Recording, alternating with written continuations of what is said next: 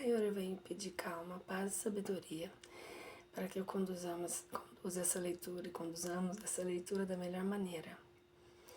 Pai nosso que estais no céu, santificado seja o vosso nome, venha a nós o vosso reino, seja feita a vossa vontade, assim na terra como no céu. Pão nosso de cada dia nos dai hoje, perdoai as nossas ofensas, assim como nós perdoamos a quem nos tem ofendido. Não nos deixeis cair em tentação, mas livrai-nos do mal, Senhor. Amém. Eu peço proteção, que nós possamos conduzir essa literatura hoje da melhor maneira, com toda a calma, que os irmãos aqui presentes, encarnados ou não, tenham todas as respostas para suas buscas e que possamos ajudar todos aqueles que procuram saber onde está o caminho. Nós vamos fazer a continuação da leitura do livro que é o Espiritismo e paramos ontem na questão 132. Questão 133. 133. Por que vemos tantas vezes o mal prosperar enquanto o homem de bem vive a aflição? Para aquele cujo pensamento não transpõe as raias da vida presente, para que quem acredita única, isso deve parecer clamorosa justiça. Não se dá, porém, o mesmo com que admite a pluralidade das existências e pensa na brevidade de cada uma delas em relação à eternidade. O estudo do Espiritismo prova que a prosperidade do mal tem terríveis consequências em suas seguintes existências, que as aflições do homem de bem são, pelo contrário, seguidas de uma felicidade tanto maior e duradoura, quanto mais resignadamente ele souber suportá-las. Não lhe será mais que um dia mau em uma existência próspera. 134. Por que nascem alguns na indigência e outros na opulência? Por que vemos tantas pessoas nascerem cegas, surdas, mudas ou afetadas de moléstias incuráveis, quando outras possuem todas as vantagens físicas? Será um efeito do acaso ou um ato de providência? Se fosse do acaso, a providência não existiria. Admita, porém, que a providência. Perguntamos como se conciliam esses fatos à sua bondade e justiça? E por falta de compreensão da causa de tais males que muitos se arrojam a acusar Deus. Compreende-se que quem torna miserável ou enfermo por suas imprudências ou por excessos seja punido por onde pecou. Porém, se a alma é criada ao mesmo tempo que o corpo, se a alma é criada ao mesmo tempo que o corpo, que fez ela para merecer tais aflições desde o seu nascimento ou para ficar isenta delas? Se admitimos a justiça de Deus, não podemos deixar de admitir que esse efeito tem uma causa, e se essa causa não se encontra na vida presente, deve achar-se antes dessa, porque todas as coisas a causa deve proceder ao efeito.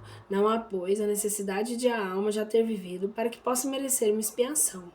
Os estudos espíritas nos mostram de fato que mais de um homem nascido na miséria foi rico e considerado em uma existência anterior, na qual fez mau uso da fortuna que Deus o encarrega de gerir.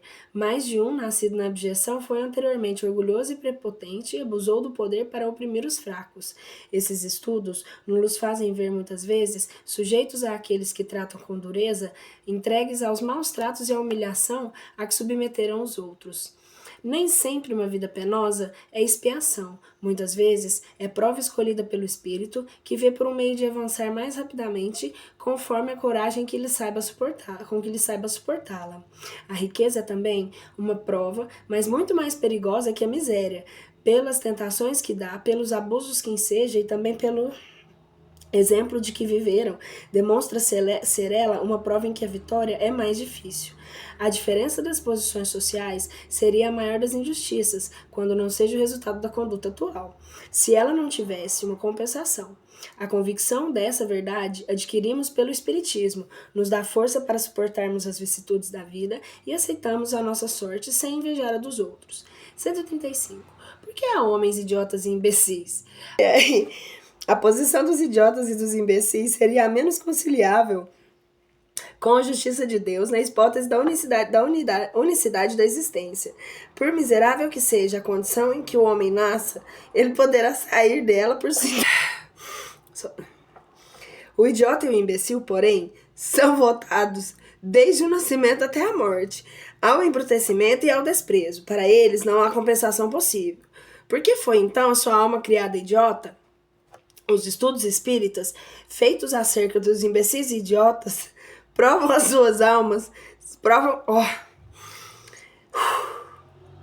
Os estudos espíritas, feitos acerca dos imbecis e idiotas, provam que as suas almas são tão inteligentes como a dos outros homens, que essa enfermidade é uma explicação infligida aos espíritos que abusaram da inteligência e sofrem cruelmente por sentirem-se presos em laços que não podem quebrar e pelo desprezo de que se veem objeto, quando talvez tenham sido tão considerados em encarnação precedente. O espírito de idiota, item outubro de 1861, os cretinos. 136. Qual o estado da alma durante o sono? No sono, é só o corpo que repousa, mas o espírito não dorme. A observação das práticas provam que nessas condições, o espírito goza de toda a liberdade e de plenitude das suas faculdades. Aproveita-se do repouso do corpo, dos momentos em que este lhe dispensa a presença para agir separadamente e ir aonde quiser. Durante a vida, qualquer que seja a distância a que se transporte, o espírito fica sempre preso ao corpo.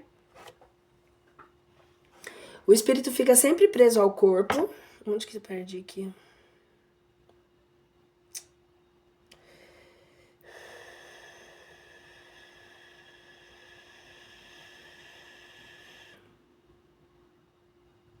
O espírito fica sempre preso ao corpo por um cordão fluídico que serve para chamá-lo quando a sua presença se torna necessária. Só a morte rompe esse laço.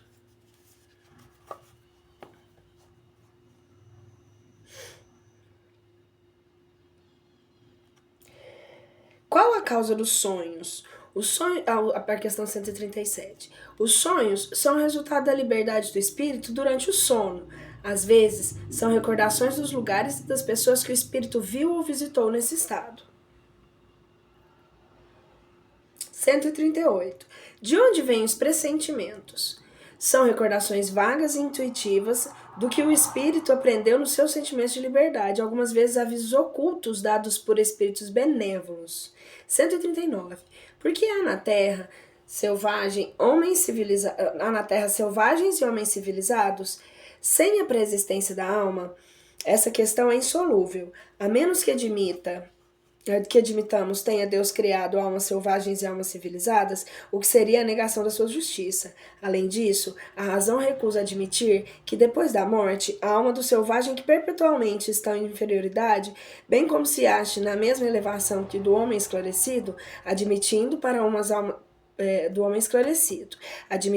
as almas o mesmo ponto de partida, a única doutrina compatível com a justiça de Deus, a presença simultânea da selvageria e da civilização na Terra é um fato imaterial que prova o progresso de que alguns já fizeram o que outros têm de fazer.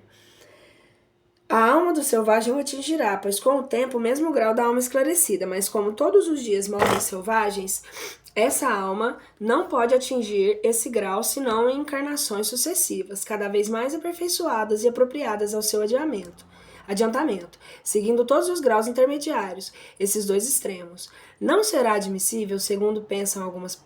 140, perdão. Não será admissível, segundo pensam algumas pessoas, que a alma, não encarnando mais que uma vez, faça o seu progresso no estado do espírito ou em outras esferas? Essa proporção seria admissível se todos os habitantes da Terra se achassem no mesmo nível moral e intelectual, caso que se poderia dizer ser a Terra destinada a determinado grau. Ora, quantas vezes temos diante de nós a prova do contrário? Com efeito, não é compreensível que o selvagem pudesse conseguir civilizar-se aqui na Terra.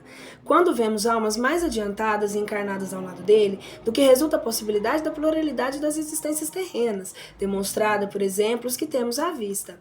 Se fosse de outro modo, era preciso explicar, primeiro, por que só a Terra teria o monopólio das encarnações, segundo, porque, tendo esse monopólio, nela se apresentam almas encarnadas de todos os graus. Se fosse de outro modo, eu preciso explicar. 141. Por que no meio das sociedades civilizadas se mostram seres de ferocidade comparável a dos mais bárbaros selvagens? São os espíritos muito inferiores, saídos das raças bárbaras, que experimentam reencarnar em meio ao que não é o seu e onde estão deslocados como estaria num rústico colocado de repente em uma cidade adiantada. Observação. Não é possível admitir-se sem negar a Deus atributos de bondade e justiça que a alma do criminoso endurecido tem na vida atual o mesmo ponto de partida de um homem cheio de virtudes. Se a alma não é anterior ao corpo, a do criminoso e do homem também não são novas como uma outra. Por que razão, então, uma delas é boa e a outra má? 142. De onde vem o caráter distintivo dos povos? São espíritos que têm mais ou menos os mesmos gostos e inclinações, que encarnam em meio simpático e muitas vezes no mesmo meio em que podem satisfazer as suas inclinações. 143. Como progridem e como denegram os povos? Se a alma é criada juntamente com o corpo, a dos homens de hoje são tão novas, tão primitivas, como a dos homens de idade média. Desde então, pergunta-se por que têm elas costumes mais brandos e inteligência mais desenvolvida. Se a morte do corpo, a alma definitivamente...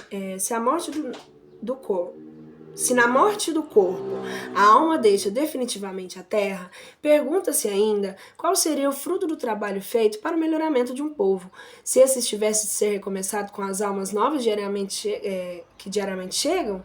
Os espíritos encarnam em um meio simpático em relação com o grau do seu adiantamento. Um chinês, por exemplo, que progredisse suficientemente e não encontrasse mais a sua raça, meio que corresponde ao grau que atingiu, encarnará em um povo mais adiantado. À medida em que uma geração dá um passo para frente, atrai por simpatia espíritos mais avançados, os quais são, talvez, os mesmos que já haviam vivido no mesmo país e que, por seu progresso, deles se tinham afastado. É assim que, passo a passo, uma nação avança. Se a maioria de seus novos habitantes fosse de natureza inferior, os antigos emigrassem diariamente e não mais descessem ao meio inferior, o povo acabaria por degenerar e, afinal, por extinguir-se. Observação. Essas questões provocam outras que encontram solução no mesmo princípio. Por exemplo, de onde vem a diversidade de raças na Terra? Há raças rebeldes ao progresso? A raça negra é suscetível de subir ao nível das raças europeias? A escravidão útil ao progresso das raças inferiores? Como se pode operar a transformação da humanidade? São todas questões que vão ser respondidas. O homem depois da morte, questão 144. Como se opera a separação da alma do corpo? É brusca ou gradual? O desprendimento opera-se gradualmente, com lentidão variável, segundo os indivíduos e as circunstâncias da morte. Os laços que prendem a alma ao corpo não se rompem senão aos poucos, e tanto menos rapidamente quanto mais a vida for material e sensual.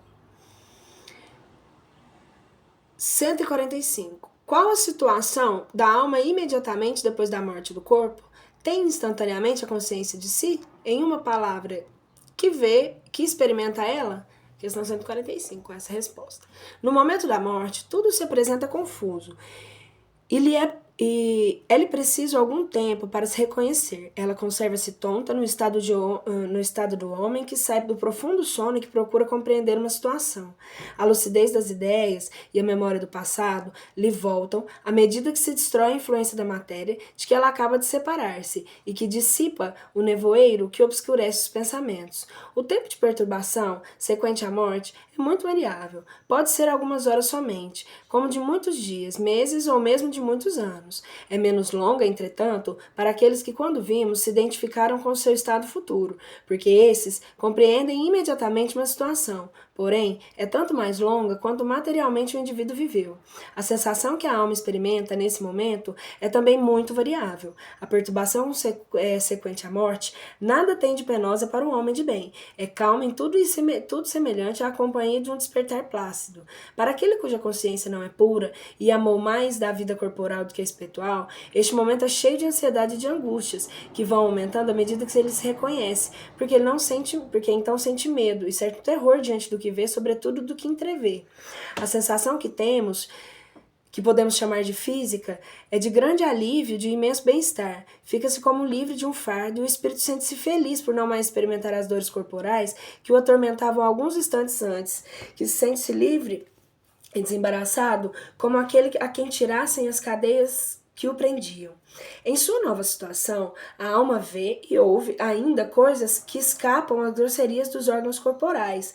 Tem então sensações e percepções que nos são desconhecidas. Observação da questão 145.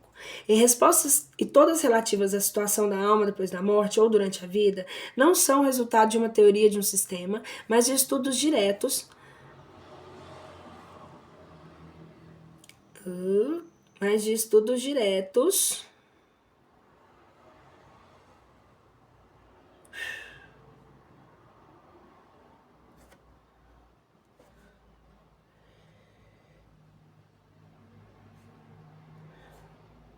Ei, mas Jesus, espera só um minutinho.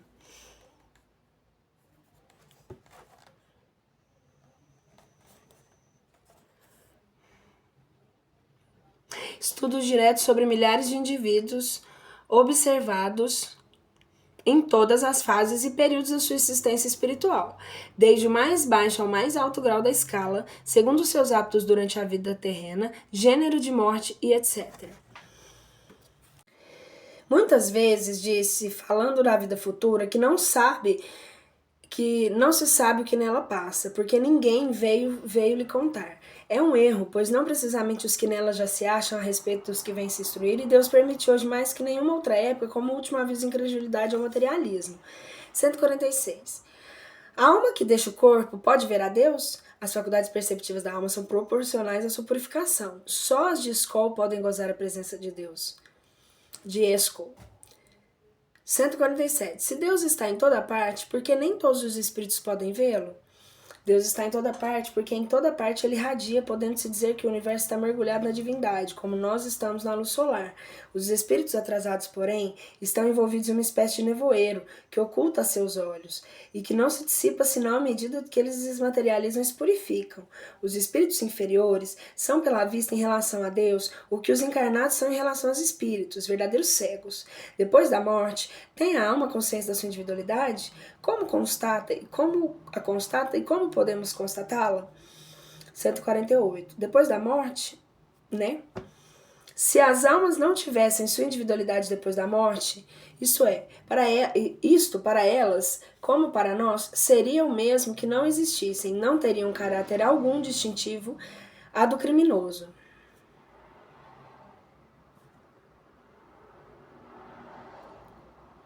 Estaria na mesma altura a que do homem de bem, onde resultaria não haver interesse algum em fazermos o bem.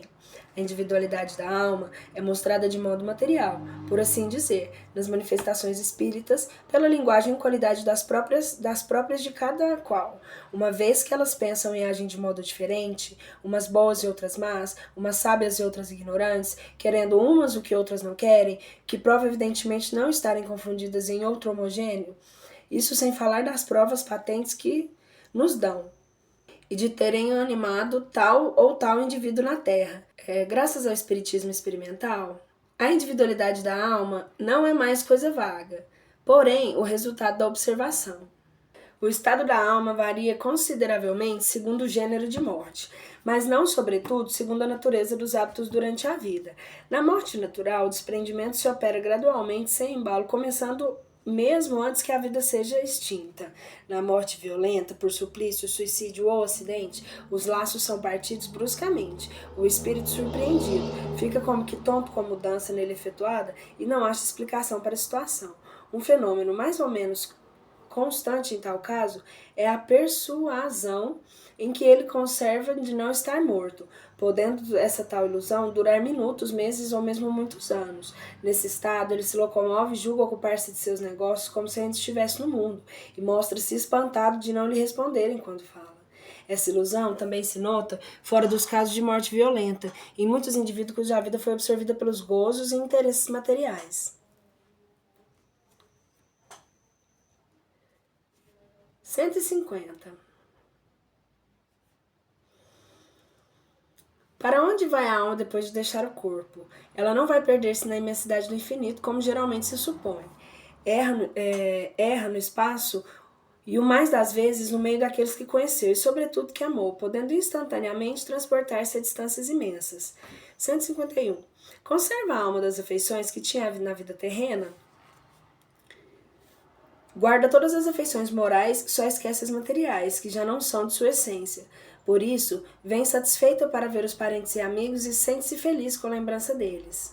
152. Conserva a alma a lembrança do que fez na terra? Tem ela ainda interesse pelos trabalhos que não pôde completar? Depende da sua elevação e natureza desses trabalhos. Os espíritos desmaterializados pouco se preocupam com as coisas materiais, de que alguns julgam felizes por estar livres.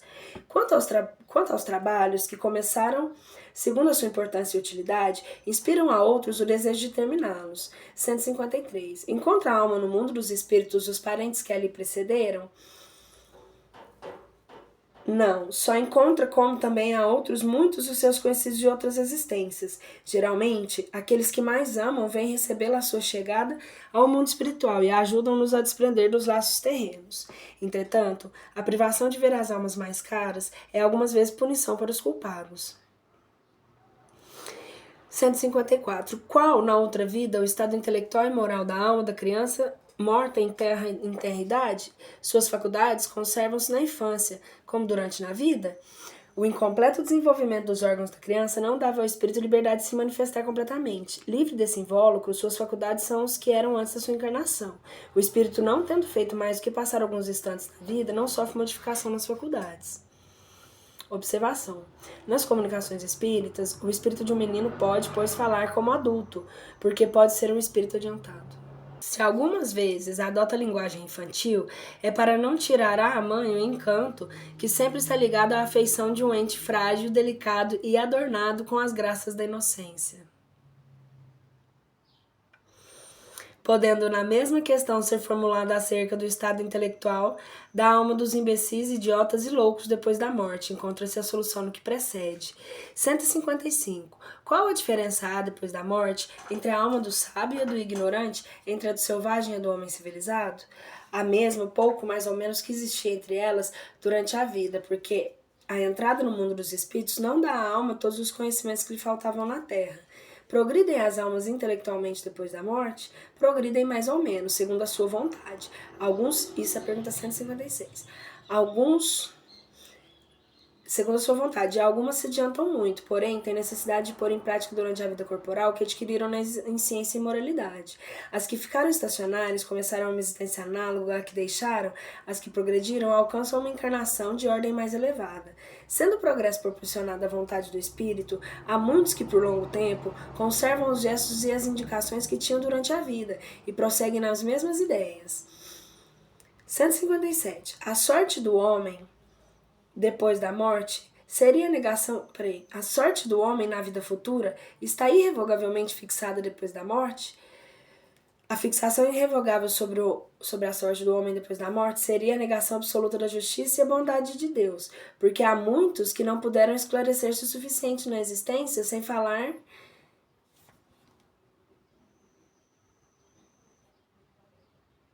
dos idiotas, imbecis, selvagens e do elevado número de crianças que morrem sem ter entrevistado a vida. Mesmo entre os homens esclarecidos, há muitos que, julgando-se assaz perfeitos, creem dispensados em estudar e trabalhar. Mas não é isso que prova que Deus nos dá de sua bondade o permitir que o homem faça o amanhã para que não pode fazer hoje?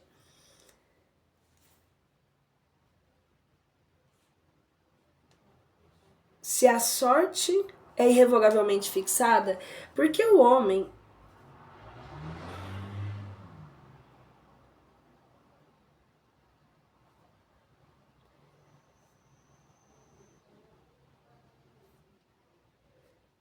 Se a sorte é irrevogavelmente fixada, por que morrem os homens em idades diferentes e por que a sua justiça não concede Deus a todos o tempo de produzir maior soma de bem e reparar o mal que fizeram? Quem sabe se o criminoso que ocorre cerca de 30 anos não seria tornado um homem de bem se tivesse até os 60? Por que Deus lhe tira assim os meios que concede a outros? O fato da diversidade das durações da vida e do estado de moral, a grande maioria dos homens, a prova da impossibilidade admitida da justiça divina de ser a sorte da alma irrevogavelmente fixada depois da morte. 158. Qual, na vida futura, a sorte das crianças que morrem em terrenidade? Em terra-idade, né? Na verdade.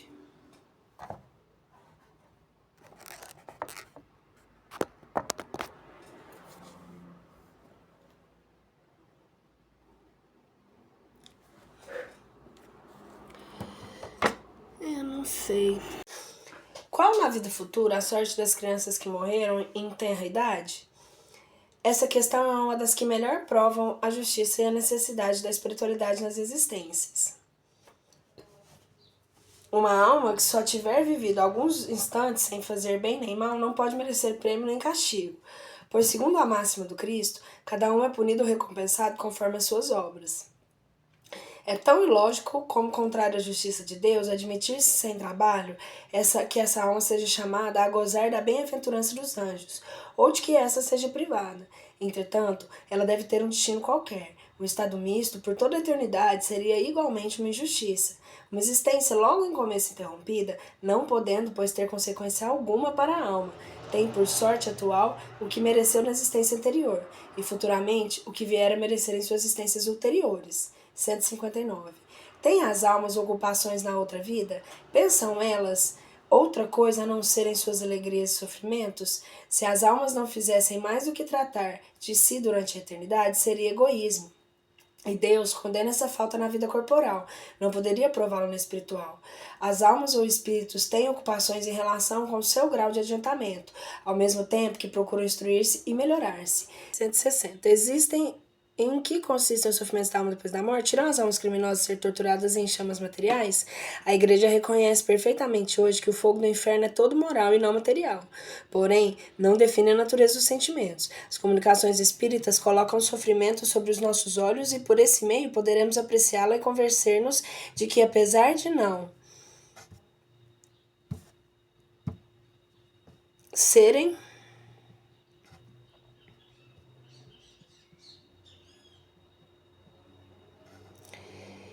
resultado de um fogo material que efetivamente poderia queimar almas imateriais, eles nem por isso deixam de ser mais terríveis em certos casos. Essas penas não são uniformes, variam infinitamente segundo a natureza e o grau das faltas cometidas, sendo quase sempre essas mesmas faltas instrumento do seu castigo. É assim que certos assassinos são obrigados a conservarem-se no próprio lugar do crime, a contemplar as suas vítimas incessantemente, que o homem de gostos sensuais e materiais conserva esses pendores juntamente com a impossibilidade de satisfazê-los, o que lhe dá é uma tortura, que em certos avarentos julgam sofrer e se conservam junto aos tesouros que enterram em transes perpétuos com medo de que os roubem.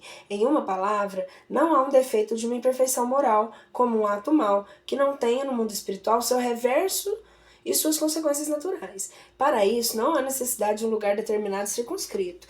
Onde quer que se ache o espírito perverso, o inferno estará lá com ele. Além dos sofrimentos espirituais, há penas e provas materiais que o espírito não está depurado. Experimentar numa nova encarnação, na qual é colocado em condições de sofrer o que fez a outra em sofrer. De ser humilhado se foi orgulhoso, miserável se avarento e infeliz com seus filhos se foi mau filho.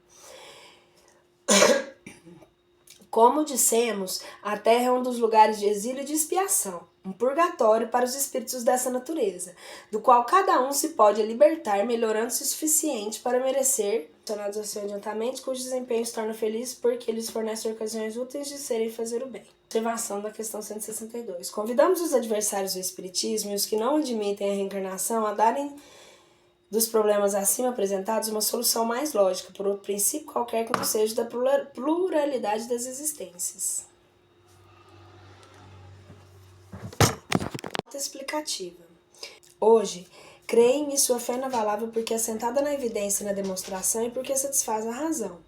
Tal é a fé dos espíritas e a prova de sua força é que se esforçam por se tornarem melhores, domam em suas inclinações, mas, se porém em práticas as máximas do Cristo, olhando todos os homens como irmãos, sem acepção de raças dessas caças, nem de ceias, perdoando aos seus inimigos e retribuindo o mal com o bem, a exemplo do divino modelo. A investigação rigorosamente racional e científica de fatos que regavam a comunicação dos homens dos espíritos realizada de Allan Kardec resultou na estruturação da doutrina espírita sistematizada sobre os aspectos científico, filosófico e religioso. A partir de 1854 até o seu falecimento em 69, seu trabalho foi instituído por 5 obras básicas: o Livro dos Espíritos, o Livro dos Médiuns, o Evangelho segundo o Espiritismo, o Céu e o Inferno e a Gênese, além da obra O que é o Espiritismo. de uma série de opúsculos e 136 edições da Revista Espírita de janeiro de 1858 a abril de 1869. Após a sua morte, foi editado o Livro das Obras Póstumas em 1890. O estudo meticuloso e isento das suas obras permite-nos extrair conclusões básicas. A todos os seres humanos são espíritos imortais criados por Deus em igualdade de condições, sujeitos às mesmas leis naturais de progresso que levam a todos gradativamente à perfeição, ao progresso, e ocorre através de sucessivas experiências em inúmeras reencarnações e vencendo necessariamente todos os segmentos sociais, que é a única forma do espírito acumular o aprendizado necessário para seu desenvolvimento. No período entre as reencarnações, o espírito permanece no mundo espiritual, podendo comunicar-se com os homens. O progresso obedece às leis morais ensinadas e vivenciadas por Jesus, nosso guia e modelo, referência para todos os homens que desejam desenvolver-se de forma consciente e voluntária. Em diversos pontos de sua obra, o codificador se refere aos espíritos encarnados em tribos incultas e selvagens, então existentes em algumas regiões do planeta, que em contato com outros polos de civilização, vinham sofrendo inúmeras transformações, muitas com evidente benefício para os seus membros, decorrentes do progresso geral a qual estão sujeitas todas as etnias, independente da coloração da sua pele. Na época de Allan Kardec, as ideias frenológicas de Gall e as fisiognomia de Lavater eram aceitas por eminentes de homens da ciência, assim como provocou enorme agitação nos meios da comunicação junto à intelectualidade e à população em geral. A publicação em 1859 dos dois, A Evolução da Espécie e o Livro dos Espíritos, do livro de Charles Darwin, com as naturais incorreções, o livro dos espíritos e o livro sobre a evolução das espécies de Charles Darwin, com as naturais incorreções e incompreensões de toda ciência que toda ciência nova apresenta. Ademais, a crença de que os traços da fisionomia revelam o caráter da pessoa é muito antiga, pretendendo-se os aparentes relações entre o físico e o aspecto moral. O codificador não concordava com diversos aspectos apresentados por essas e assim chamadas ciências.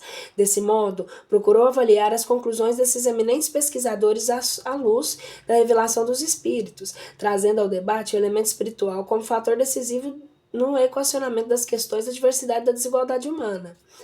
Allan Kardec encontrou nos princípios da doutrina espírita explicações que apontam para leis sábias e supremas, razão pela qual afirma que o espiritismo permite resolver os milhares de problemas históricos, arqueológicos e antropológicos, ideológicos, psicológicos, morais, sociais, etc.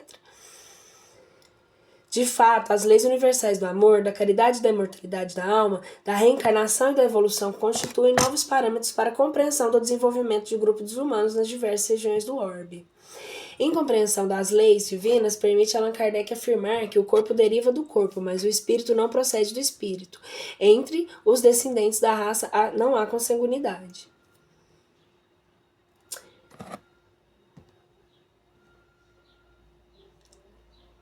Na época, Allan Kardec sabia apenas que os vários autores contavam a respeito dos selvagens africanos sempre reduzidos ao embrutecimento quase total quando não escravizados impiedosamente. É baseado nesses informes científicos da época que o codificador de repente, com outras palavras, o que os pesquisadores europeus descreviam da volta de viagens faziam a África Negra. Todavia, é peremptório abordar essa questão do preconceito racial.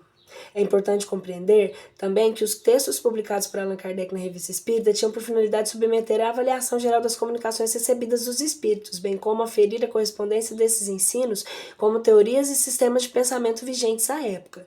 Em nota ao capítulo 11, em o item 43 do livro A Gênese, o codificador explica essa metodologia. Por fim, urge conhecer que o corpo principal da doutrina espírita reside no aperfeiçoamento moral do ser humano, motivo pelo qual as indignações e perquisições científicas e filosóficas ocupam a posição secundária, enquanto importantes, haja vista o seu caráter provisório decorrente do progresso do aperfeiçoamento geral. Nesse sentido, é justa a advertência do codificador. Feitas essas considerações, é lícito concluir que na doutrina espírita vigorosa o mais absoluto respeito à diversidade humana, cabendo ao espírito o dever de cooperar para o progresso da humanidade, exercendo a caridade no seu sentido mais abrangente, tal como entendia Jesus, o nosso guia e modelo, sem preconceitos de nenhuma espécie, de cor, etnia, sexo, crença ou condição econômica, social ou moral. Terminamos! Acabamos o primeiro.